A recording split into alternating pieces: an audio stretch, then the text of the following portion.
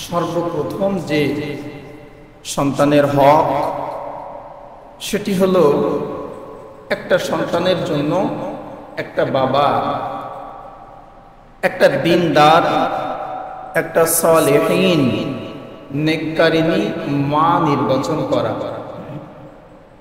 একটা বাবার দায়িত্ব একটা সন্তানের জন্য সন্তানের উপরে একটা দিনদার মা নির্বাচন করবে।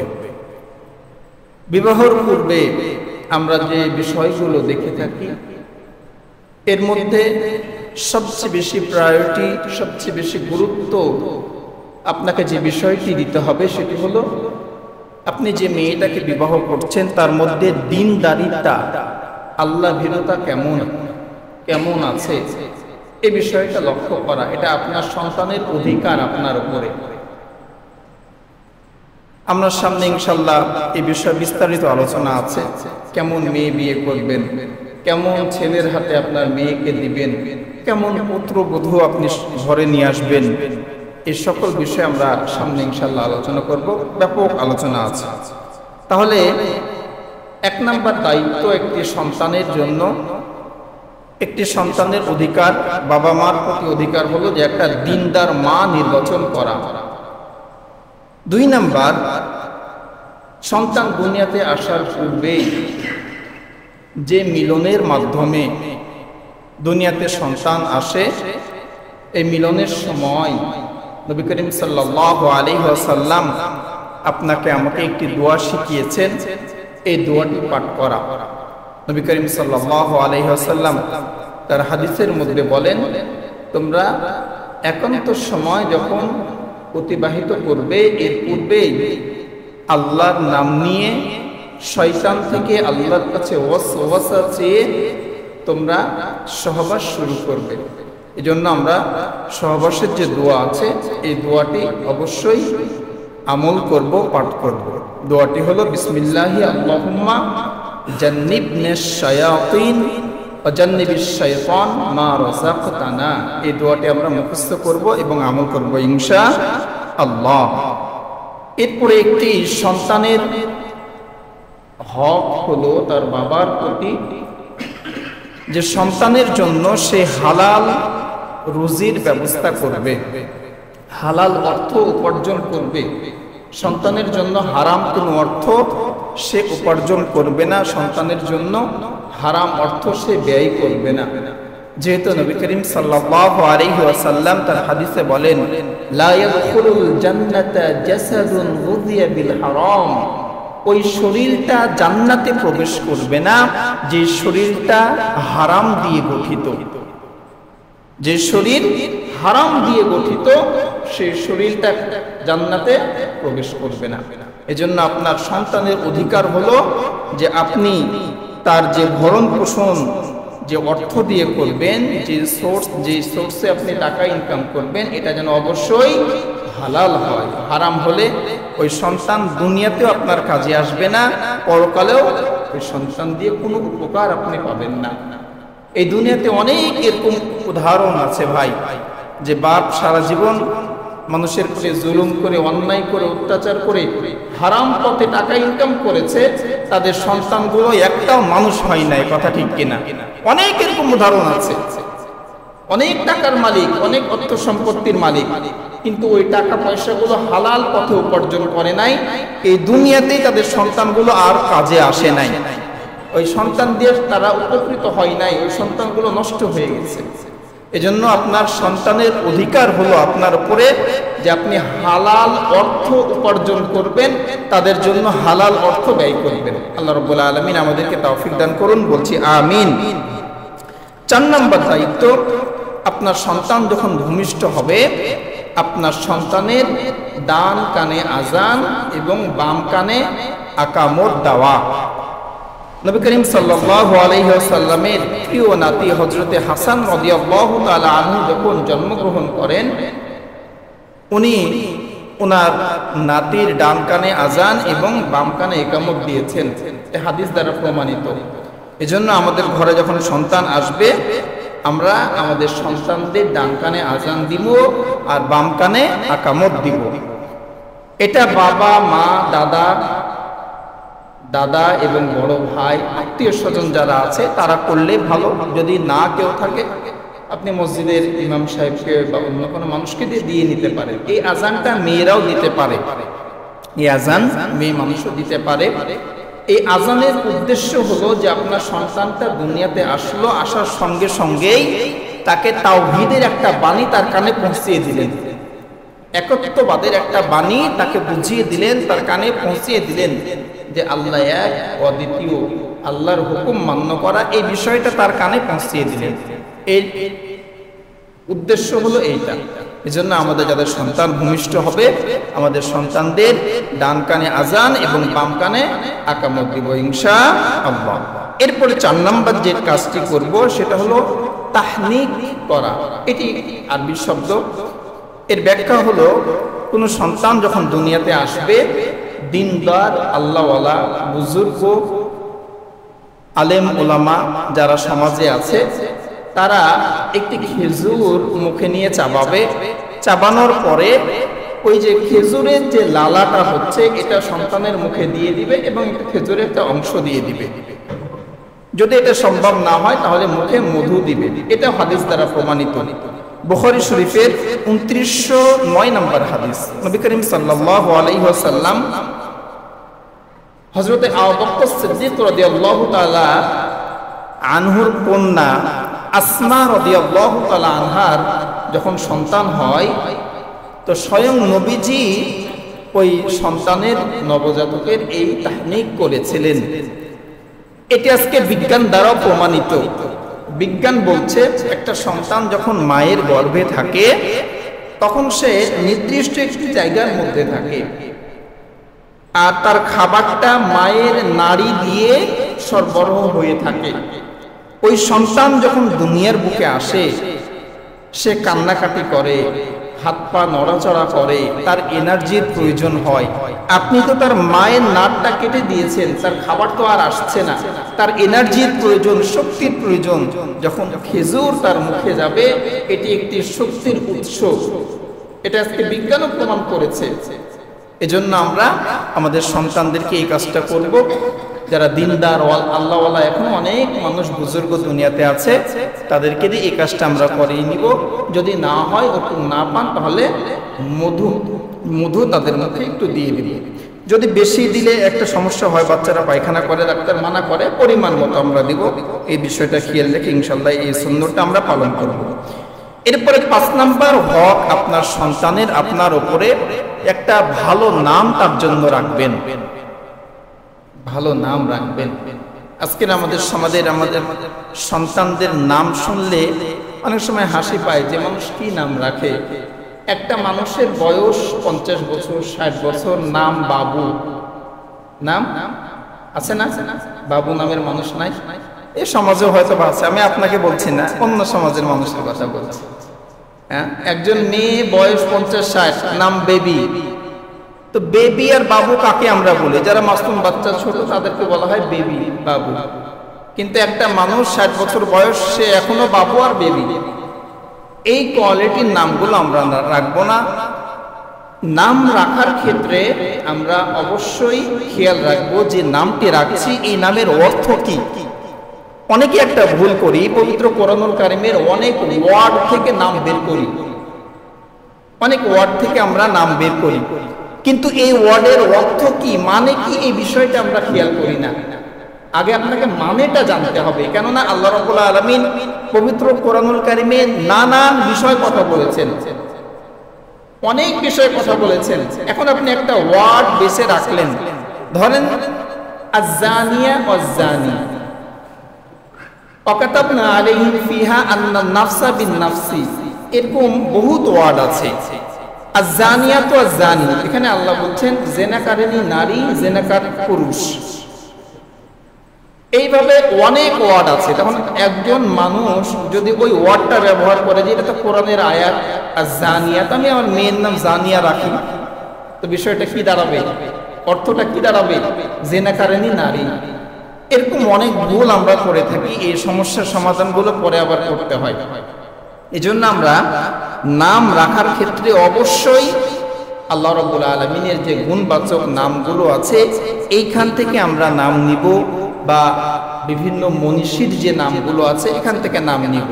ছেলেদের ক্ষেত্রে সবচেয়ে উত্তম নাম হলো আব্দুল্লাহ, সবচেয়ে দামি নাম হলো আব্দুল্লাহ, এরপরে আব্দুর রহমান, এরপরে আরো বিভিন্ন নাম আছে।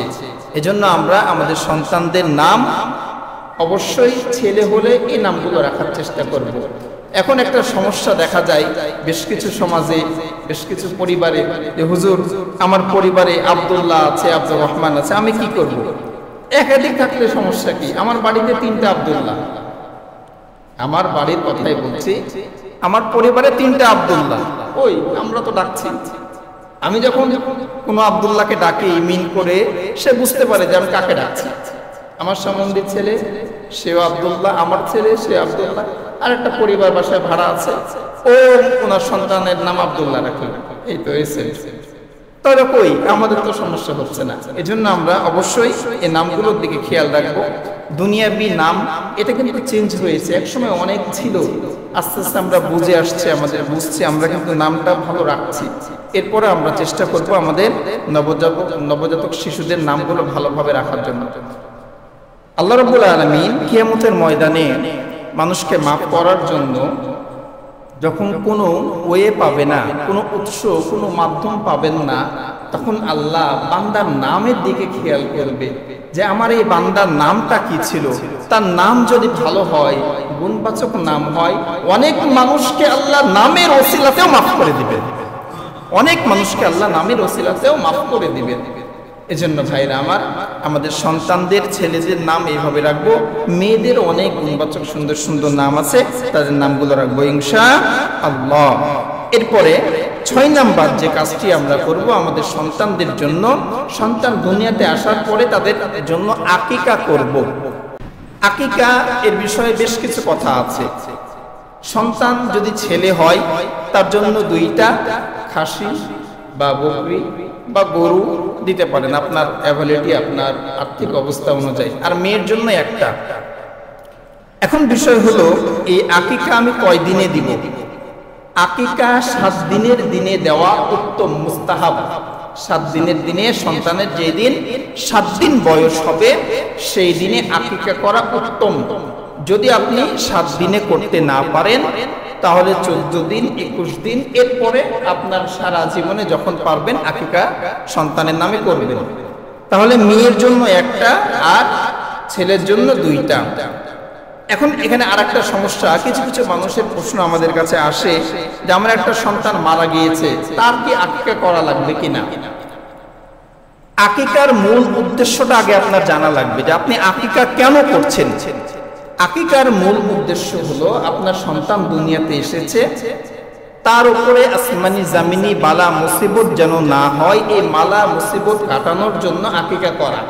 তো আপনার যে সন্তানটা মৃত্যুবরণ করেছে, দুনিয়াতে এসে মারা গিয়েছে, তারপরে তো আর কোনো বালা মুসিবতই নাই, তা আকিকার কি দরকার? কিছু কিছু মা বোন প্রশ্ন করে যে কিয়ামতের ময়দানে বাপের নাম ধরে যেহেতু সন্তানকে ডাকা হবে, তো ওই সন্তানের আকিকা না করলে কিভাবে বাপের নাম ধরে ডাকবে? বিষয় এমন না। বাপের নাম ধরে সন্তানকে অবশ্যই কিয়ামতের ময়দানে ডাকা হবে, যেই নামে আকিকা আপনি করবেন সেই নাম ধরেই ডাকা হবে। কিন্তু যে সন্তানটা মারা গিয়েছে, ইন্তেকাল করেছে, তার জন্য আকিকার কোনো প্রয়োজন নাই। তাহলে আমরা বুঝলাম যে আকিকার প্রয়োজনীয়তা কি, মাসআলা আমরা কয় দিনে করব, এইভাবে আমাদের সন্তানদের আকিকা দেব ইনশাআল্লাহ। এরপরে 7 নম্বরে যে কাজটা করব, মাথা মুন্ডন করব। মাথার চুলগুলো আমরা সন্তানদের ফেলে দিব আকিকার দিনে, 7 দিনের দিনে এটা ফেলে দিব। ফেলার পরে চুলের যে ওজন হবে, এই ওজনটা আপনারা স্বর্ণকারের কাছে নিবেন, চুলটা নিয়ে যেয়ে ওজন দিবেন। ওজন দেওয়ার পরে এই চুলের যে ওজন হলো এই পরিমাণ রূপা বা সোনা, আপনার যতটুকু অর্থ, আপনার যে পরিমাণ ক্ষমতা, যদি সোনা দেওয়ার ক্ষমতা থাকে তাহলে চুলের যে পরিমাণ ওজন হলো ওই পরিমাণ সোনা বা রূপার যে অর্থটা আসে এটা আল্লাহর রাস্তায় দান করে দেওয়া। এটা মুস্তাহাব, উত্তম, করলে ভালো, না পারলে সমস্যা নাই। তবে যদি যাদের আল্লাহ অ্যাবিলিটি দিয়েছে তারা এই কাজটা করবে ইনশাআল্লাহ। এরপরে 8 নাম্বার, আপনার সন্তানের আপনার প্রতি দায়িত্ব, কর্তব্য, অধিকার। সেটি হলো আপনার সন্তান দুনিয়াতে এসেছে, আপনার ওয়াইফ তাকে 2 বছর দুধ পান করাবে। এই কাজটা অনেক মা বোন আজকে করছে না। বর্তমান তথ্য প্রযুক্তির এই যুগে বিভিন্ন কারণে তাদের বডি ফিটনেস বা বিভিন্ন কারণে ঠিক রাখার জন্য তারা এই কাজটা করে না, বাচ্চাদেরকে দুধ পান করান না। এটা মারাত্মক গুনার কাজ। আপনার সন্তানের অধিকার, তার হক, সে 2 বছর আপনার দুধ পান করবে। আর আপনি যদি তার হক নষ্ট করেন, ওই সন্তান বড় হয়ে আপনার হকও সে আদায় করবে না, আপনার হকও সে আদায় করবে না। আর বাচ্চাদেরকে দুধ পান করানো, স্তনের দুধ, মায়ের দুধ পান করালে মাও ভালো থাকে না, মার শরীরও ভালো থাকে। এজন্য আমরা আমাদের স্ত্রী যারা আছে এই কাজটা তারা যদি করে, দুধ পান না করাতে চাই, আপনি এটা করতে দিবেন না, এটা ফরজ। আল্লাহ কোরআনে আদেশ করেছেন, সূরা লোকমান, পবিত্র কোরআনুল কারীমের 31 নম্বর সূরা 14 নম্বর আয়াতে আল্লাহ বলছেন, ওয়াসাইনাল ইনসানা বিওয়ালিদাই হামালাতহু উম্মুহু ওয়াহনান আলা ওয়াহনিন ওয়া ফিসালুহু ফি আমাইনি আন ইশকুরু লি ওয়া লিওয়ালিদাই। আল্লাহ রাব্বুল আলামিন বলেন, আর আমি নির্দেশ দিয়েছি তাদের সন্তানদেরকে যে তোমরা তোমাদের মা বাবার প্রতি ইহসান করো। আল্লাহ বলছেন, আমি দুনিয়ার সকল সন্তানকে নির্দেশ দিয়েছি তোমার মা এবং বাবার প্রতি ইহসান করো। কেন ইহসান করবে? ওয়ালি ওয়ালিদাই, তোমার বাবা মা তোমার জন্য অনেক কষ্ট করেছে। এই আয়াতের মধ্যে আল্লাহ নির্দিষ্ট করে মার কথা বলেছেন, যে তোমার মা তোমাকে কষ্টের পরে কষ্ট করে গর্ভে ধারণ করেছে, গর্ভে রেখেছে, পেটে রেখেছে। মানে একটা কষ্টর স্টেপ এক রকম। সন্তান যখন গর্ভে আসে একটি মার, প্রথমত দেখবেন প্রথম 3 মাস 4 মাস ওই মা খাবার খেতে পারে না, খেলেই বমি হয়ে যায়, এটা একরকম কষ্ট। এরপরে সন্তান যখন বড় হতে শুরু করে, 5 মাস 6 মাস হয়, হাত পা গুলো বড় হয়, হাত পা নাড়াচাড়া করে, পেটের মধ্যে লাথি মারে, গুতা মারে, এটা আরেক প্রকার কষ্ট। এরপরে এই সন্তান যখন আরেকটু বড় হয়, একটা মানুষ আরেকটা জীবিত মানুষকে পেটের মধ্যে রাখলে একটা ওজন, একটা ভার, এটা আরেকটা কষ্ট। এরপরে আবার ওই সন্তান জন্ম দেয়, এটা আরেকটা কষ্ট। এজন্য আল্লাহ বলছেন যে ওয়াসাইনাল ইনসানা বিওয়ালিদাই হামালাতহু উম্মুহু ওয়াহনান আলা ওয়াহনিন ওয়া ফিসালুহু, তোমার মা কষ্টের পরে কষ্ট করে তোমাকে গর্ভে ধারণ করেছে। এরপরে আল্লাহ বলছেন যে এখানেই কষ্ট শেষ না, তোমার মা 2 বছর যাবত তোমাকে দুধ পান করাবে। এখান থেকে কি বোঝা গেল? আল্লাহর পক্ষ থেকে আদেশ একটি মার জন্য যে তার সন্তানকে সে 2 বছর দুধ পান করাবে।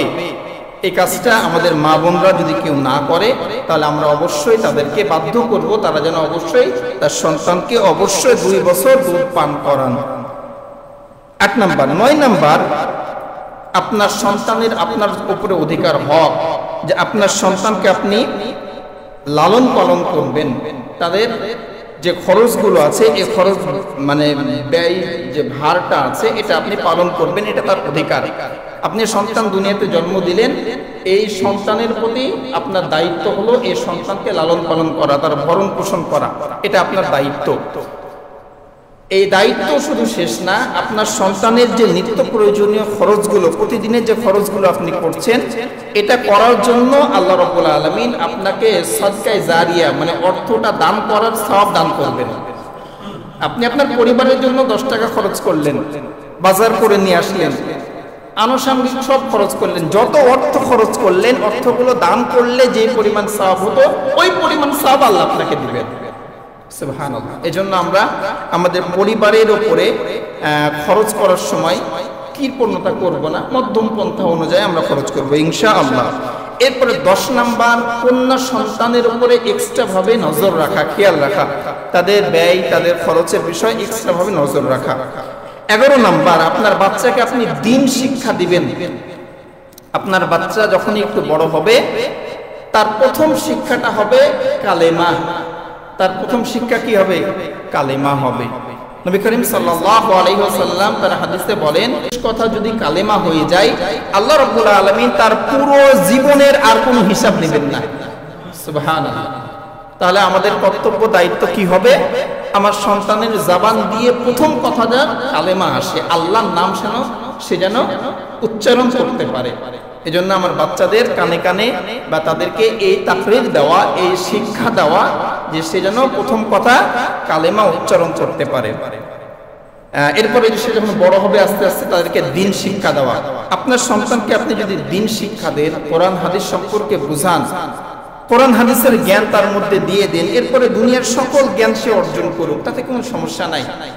কোরআনের জ্ঞান যখন তার মধ্যে দিয়ে দিবেন, তখন সে ভালো মন্দ বিচার করার একটা ক্ষমতা সে অর্জন করবে, তার জীবনটাকে সে সুন্দর করে চালাতে পারবে। এজন্য আমাদের বাচ্চাদের প্রথম শিক্ষা আমরা দিব, তারা যেন কোরআন মাজিদ শিখতে পারে। শিক্ষার বিষয়ে নবী করিম সাল্লাল্লাহু আলাইহি ওয়াসাল্লাম ইবনে মাজাহ কিতাবের নাম, হাদিস নাম্বার 3671 নম্বর হাদিস, হযরত আনাস ইবনে মালিক রাদিয়াল্লাহু তাআলা আনহু হাদিসটি বর্ণনা করেন। নবী করিম সাল্লাল্লাহু আলাইহি ওয়াসাল্লাম বলছেন যে তোমাদের বাচ্চাদেরকে উত্তম আচরণ ব্যবহার তোমরা শিক্ষা দাও। উত্তম ব্যবহার একটা সন্তানের জন্য তার পরিবার প্রথম স্কুল, প্রথম ইউনিভার্সিটি, প্রথম শিক্ষা কেন্দ্র। আপনার বাচ্চাকে আপনি সুন্দর আচরণ, বড়দের সঙ্গে কিভাবে কথা বলতে হয়, ছোটদের সঙ্গে কিভাবে কথা বলতে হয়, একটা ভুল করলে কিভাবে এটাকে সংশোধন করতে হয়, এই শিক্ষা একটা সন্তান পরিবার থেকেই পেয়ে থাকে। তো নবীজি এই কথাই বলছেন যে উত্তম আচরণ শিক্ষা দিবে। এরপরে নবীজি বললেন তোমরা ওই বাচ্চাকে দিন শিক্ষা দিবে। এই 11 নম্বর একটি অধিকার তার সন্তান, একটা সন্তানের তার পিতামাতার জন্য। এরপরে 12 নম্বরে আপনার সন্তানের জন্য আপনার করণীয় হবে তাকে সুন্দর ব্যবহার শিক্ষা দেওয়া। তার জীবনটা চলতে যে সে অনেক জায়গায় উঠবে বসবে, বন্ধু মহলে, শিক্ষকদের সঙ্গে, বড়দের সঙ্গে, দাদা দাদি, নানা নানি, সে কার সঙ্গে কেমন ব্যবহার করবে এই বিষয়টা আপনি তাকে শিক্ষা দিবেন। এটা তার অধিকার আপনার উপরে। এই অধিকার যদি আপনি ক্ষুণ্ণ করেন, আপনার ব্যবসা বাণিজ্য, আপনার চাকরি বাকরি এই নিয়ে আপনি ব্যস্ত আছেন, আপনার সন্তান পড়ে পড়ে মানুষ হয়ে যাচ্ছে, দেখবেন ওই সন্তান এক সময় আর কাজে আসবে না, ওই সন্তান আর কাজে আসবে না। আমাদের সমাজে কিছু মানুষ আছে দেখবেন যারা প্রবাসে থাকে, কিছু পিতা আছে প্রবাসে থাকে, বিদেশ করে। তো যে বাবাটা বিদেশে থাকে, ওই বাবা কি তার সন্তানের কেয়ার করতে পারে, দেখাশোনা করতে পারে, আদর ভালোবাসা দিতে পারে? সে কিন্তু পারে না। সে কিন্তু ওই সন্তানের জন্যই অর্থ উপার্জন করতে যায়, যে আমার সন্তানটা একটু ভালো থাকবে, একটা তার জন্য ভালো বাসস্থানের ব্যবস্থা করব, তার জন্য একটু ব্যাংক ব্যালেন্সের ব্যবস্থা করব, এই টার্গেটে কিন্তু বাপ মা কি করে, বিদেশ করতে যায়। কিন্তু ওই যে আপনার গ্যাপ, আপনার সন্তান আপনার সংস্পর্শ পেল না, ভালোবাসা পেল না, আদর পেল না, আপনি তাকে সৎ শিক্ষা দিতে পারলেন না, আপনি বিদেশ 10 বছর করে এসে যে টাকা কামাবেন, দেখবেন ওই টাকা আর কাজে আসবে না। অনেক উদাহরণ আমি আপনাকে দিতে পারি যে বাবা মা সন্তানদের ওইভাবে ভালোবাসা দিতে পারে নাই, বাপ মা দুইজনে চাকরি করেছে, ওই সন্তান দেখা যাচ্ছে কাজের বুয়ার কাছে বা এলাকার কোনো মেয়ের কাছে বা দাদি নানি খালার কাছে মানুষ হয়েছে, ওই সন্তান বড় হয়ে আর ভালো হয় না। অনেক আছে এরকম। আপনি কয়টা নেবেন বলেন? আমি দিতে পারবো, অনেক উদাহরণ আছে।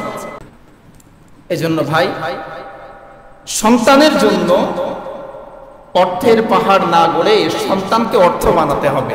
এটা আমাদের ভুল যে আমরা সন্তানের জন্য অর্থের পাহাড় গড়ি কিন্তু সন্তানকে অর্থ বানাই না। আপনি যদি সন্তানকে অর্থ বানান, ওই সন্তান দেখবেন তার জীবন চালাবে, আপনাকেও সে দেখভাল করবে, ভালোবাসবে, আপনার মর্ম বুঝবে। আর সন্তানের জন্য অর্থের পাহাড় গড়লেন, সন্তানকে মানুষ বানাতে পারলেন না, কোনো লাভ নাই, সব শেষ করে ফেলবে। আল্লাহ আমাদেরকে বুঝার তৌফিক দান করুন, বলছি আমিন। এরপরে 13 নম্বর আপনার সন্তানের অধিকার আপনার পরে, সেটি হলো একাধিক সন্তান, আপনার 2টা 3টা 4টা 5টা সন্তান। আপনার দায়িত্ব হলো প্রত্যেকটি সন্তানের প্রতি ইনসাফ করা। এমন না যে বড়টাকে বেশি ভালোবাসেন, ছোটটাকে বেশি ভালোবাসেন, মেজোটার খবর রাখেন না, একটাকে বেশি একটু দেন, আরেকটাকে আর একটু কম দেন, হয়তো বা কোনো কারণে, ব্যবহারের কারণে বা যে কোনো কারণে হক নষ্ট করছেন। এই কাজটা আপনি করবেন না ভাই, এই কাজটা আপনি করবেন না। এটা আমরা ভাই করি, এটা অনেকেই আমরা করি, এই কাজটা আপনি করবেন না। অনুরোধ, মনে রাখবেন একটা কথা, যে সন্তানকে আপনি ভালো মনে করছেন, যাকে আপনি বেশি দিচ্ছেন, সে আপনার কাজে আসবে এর কোনো গ্যারান্টি নাই। সে আপনার যে কাজে আসবে এর কোনো গ্যারান্টি আপনি দিতে পারবেন না। সেও পরিবর্তন হয়ে যেতে পারে। অনেক আছে এরকম যে বাবা মা ভালোবেসে দিয়ে গেছে, শেষ বয়সে ওই বাপ মাকে আর সন্তান দেখে না। আবার এমনও আছে যাকে কিছুই দেয়নি, সেই দেখছে, তার কাছে বাপ মা আছে। এজন্য কাউকে ভালোবেসে কাউকে একটু বেশি দিলেন, কাউকে কম দিলেন, হক নষ্ট করলেন, এই কাজটা আপনি করতে যাবেন না, এটা করবেন না। ইতিপূর্বে আমরা এই বিষয়ে আলোচনা শুনেছি। যাই হোক, তাহলে আমরা 13 নম্বর শুনলাম যে প্রত্যেকটি সন্তানের প্রতি ইনসাফ করা, কাউকে কম কাউকে বেশি, এটা আমরা করব না। এরপরে আপনার সন্তান যখন বড় হবে তার সুন্নাতে খাতনা করাবেন, এটা আপনার প্রতি দায়িত্ব। আমরা এটা করে থাকি, ইনশাআল্লাহ এটা করব। এরপরে 15 নম্বর, আপনার সন্তানকে একটা ভালো পরিবেশ উপহার দেওয়া, একটা ভালো পরিবেশে সন্তানকে লালন পালন করা। কেননা একটা সন্তান খারাপ হওয়ার জন্য পরিবেশও অনেক সময় দায়ী হয়ে যায়। পরিবেশের, সমাজের যদি 10টা ছেলে খারাপ হয়, ওই 10টার সঙ্গে আপনারটাও খারাপ হয়ে যায়। এজন্য একটা ভালো পরিবেশ দেওয়া, এটা আপনার দায়িত্ব, যেন আপনার সন্তানটা ভালো পরিবেশে সে বড় হতে পারে। এরপরে 16 নম্বর দায়িত্ব, আপনার সন্তানকে নামাজের তাগিদ দেওয়া, দিন শিক্ষার তাগিদ দেওয়া। যখন তার বয়স 7 বছর হবে তখন তাকে নামাজের জন্য বলা, 10 বছর যখন হয়ে যাবে তার বিছানা আলাদা করে দেওয়া এবং নামাজ না পড়লে শাস্তির আওতায় তাকে নিয়ে আসা। এই কাজটা আমরা করি না। তারা যদি পড়াশোনা না করে, প্রাইভেটে না যায়, দুনিয়াবি কোনো কাজ কম বেশি করে, তাহলে শাসন করি। নামাজে যদি না আসে, শাসন কিন্তু করি না। এই ভুলটা করবো না ভাই। নিজেরা নামাজে আসবো, সন্তানদেরকেও নামাজের শিক্ষা দিব। আর একটা বিষয় যেটা বললাম, তাদের বিছানা আলাদা করে দেওয়া। এমনকি ছেলের সঙ্গে আর এক ছেলেকেও রাখবেন না। যদি আপনার অ্যাবিলিটি থাকে, রুম একাধিক থাকে, তো আপনার ছেলের সঙ্গেও আর এক ছেলেকে রাখবেন না। দুইজনকে দুই বিছানায়, দুই বেডে দিবেন। এক রুম হলো ঠিক আছে, কিন্তু আর একটা, 2টা খাট করে 2কে দিলেন। 2 মেয়েকে এক খাটে এক কম্বলের তলে দিবেন না, আলাদা আলাদা দিবেন। এটা ইসলাম আপনাকে বলছে, এটার মধ্যেই কল্যাণ আছে। এখন আমরা দেখছি না সমকামিতা আছে না সমাজে, সমকামিতা হচ্ছে। আমরা তো খারাপ দিকে যাচ্ছি ভাই।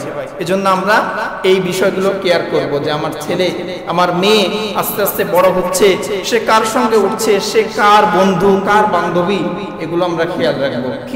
কোন দিক দিয়ে যে খারাপ হয়ে যাবে আপনি টেরই পাবেন না। খারাপ হওয়ার পরে তখন আপনি আর তাকে ফিরাতে পারবেন না। এজন্য ছোট থেকেই তাকে ওইভাবে লালন পালন করা। এরপরে 17 নাম্বার, আপনার সন্তান যখন বড় হবে তার জন্য বিয়ের ব্যবস্থা করা। এই জায়গাতে আমরা দুর্বল। আমরা মনে করি যে সে নিজের পায়ে দাঁড়াক, তারপরে তার বিয়ে দিব। আর আল্লাহ বলছেন তুমি বিয়ে দাও, সে যদি অসহায় থাকে তাকে স্বয়ং সম্পূর্ণ আমি আল্লাহ করে দেব। সুবহানাল্লাহ, সুবহানাল্লাহ। আমরা কি টেন্ডেন্সি, আমাদের চিন্তা কি যে সে নিজের পায়ে দাঁড়াক, একটা ব্যবসা করুক, পড়াশোনা করেছে, একটা ভালো চাকরি পাক, তারপরে তার বিয়ে দিব। এটা বাস্তব, এটা সত্য কথা। একজনের কথা বলি, চাকরি পেয়েছে স্কুলে, এমপিও ভুক্ত, সিলেটে আছে। চাকরি পাওয়ার 2 বছর পার হয়ে গেছে, কিন্তু বেতন এখনো হয় নাই, বেতন আটকে আছে। বয়স 40-এর কাছাকাছি। চাকরি পাওয়ার আগ পর্যন্ত তার বিয়ে দেওয়া যায় নাই। চাকরি পেয়ে গেছে, বেতন হয় নাই, এজন্য এই 2 বছরেও সে এখনো বিয়ে করে নাই। তা আপনার ইয়াকিন কোথায় আছে? আপনার বিশ্বাসটা কোথায় আছে? আপনার বেতনের পরে আপনার বিশ্বাস, আল্লাহর পরে তাওয়াক্কুল নাই, বিশ্বাস নাই। এটা তো আল্লাহর সঙ্গে শিরক করা হয়ে যায়। আপনি বেতনের পরে, আপনার চাকরির পরে, আপনার ব্যবসার পরে আপনি নির্ভরশীল হচ্ছেন, আল্লাহর পরে আপনার তাওয়াক্কুল নাই যে আল্লাহ আমাকে খাওয়াচ্ছেন, আমার স্ত্রীকেও আল্লাহ খাওয়াবেন। এই বিশ্বাসটা আল্লাহর পরে আপনার নাই। আল্লাহ কি বললেন যে তুমি যদি অসহায়ের বিয়ে দিয়ে দাও, তো এই বিয়ের মাধ্যমে আমি তাকে বরকত দান করব। পবিত্র কোরআনুল কারীমের 24 নম্বর সূরা, সূরা নূরের 32 নম্বর আয়াত আল্লাহ বলছেন, ও আনকিহুল আয়ামা মিনকুম ওয়াস-সালিহিনা মিন ইবাদিকুম ওয়া ইমাইকুম ইন ইয়াকুনু ফুকারা আয়ুগনিহিমুল্লাহু মিন ফাদলি আল্লাহু ওয়াসিউন আলিম। আল্লাহ রাব্বুল আলামিন বলেন, আর তোমরা তোমাদের মধ্যকার অবিবাহিত নারী এবং পুরুষ তাদের বিয়ে দিয়ে দাও।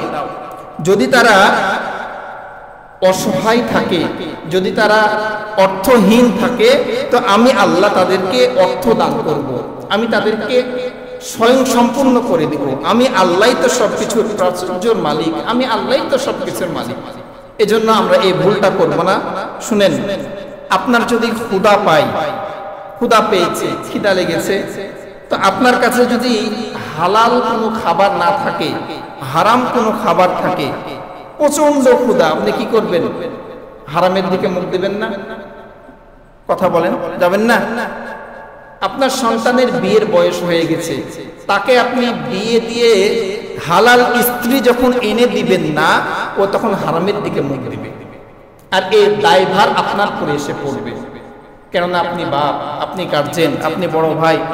এজন্য ভাই, আমাদের সন্তানদের যখন বিয়ের বয়স হবে, হোক সে ছেলে বা হোক সে মেয়ে, আমরা তাদের বিয়ের বয়স হলেই, উপযুক্ত হলেই বিয়ে দিয়ে দেবো। এখন